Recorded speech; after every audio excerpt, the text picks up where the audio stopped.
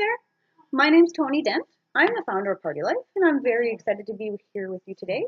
Today is January 2nd, 2018, so we're bright, fresh into a new year. And in our new year, we've decided we're going to be uploading video tutorials on a regular basis that are just going to be some tips and tricks or ideas about whether it's crafting, painting, creating, any of our other types of events. Just fun tips for you guys out there who have enjoyed our events in the past and who will enjoy them in the future. So feel free to use these as much as you'd like to. And we're very excited to be able to offer them to you and kind of share the wealth of information we have on all things crafty and colorful. So today I'm going to talk to you a little bit about brushes.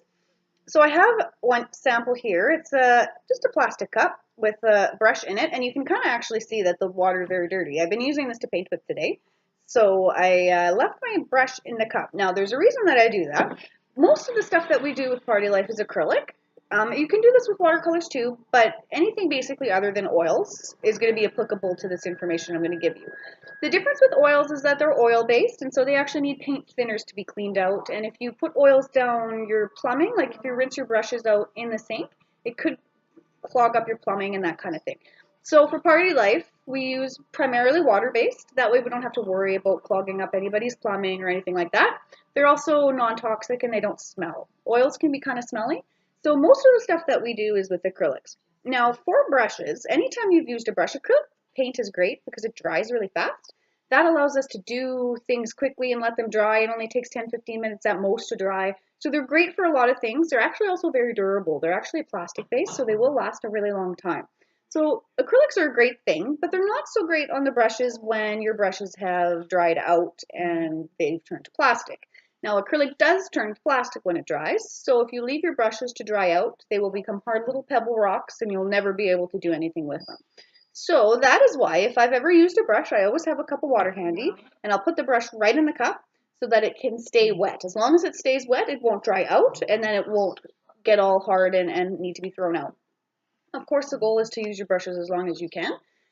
So whenever you're not using it, if it's full of paint or has any paint on it at all, leave it in the cup. Now, that being said, the actual tip I wanted to give you today is because we teach a lot of people to put brushes in cups, when you're doing stuff at home, you actually don't want to leave them in the cup for a super long time like that. The reason being is your bristles will actually start to bend and lean the way they're sitting in the cup. So even though it's hard to imagine it because the brushes are so light, over time they will start to get kind of some scoops and bends based on the way that they're laying on the inside of the cup. So it basically just bends your bristles a bit, and then you don't have the same nice shape you would have started with a brand new brush. So that being said, whenever you're done your project for that day, that kind of thing, it's just a matter of giving them a rinse out and then leaving them to dry upside down. So they'd be like this while they're wet and dirty, and then you'd flip it the other way around so the bristles are pointing up to dry. Now you want the bristles pointing up to dry for the same exact reason. So you don't want them to bend while they're drying or anything like that. And that being said, you also don't want any pressure on top. So you wouldn't want to put a book or anything on top of them because then they'll just bend and dry that way. So that's a little bit of tips and tricks for you guys out there in regards to some brushes and acrylic paints. I hope it's helpful. If you already knew that, great. If you didn't, even better. So you guys have a great rest of your day, and we will see you soon with our next tips and tricks.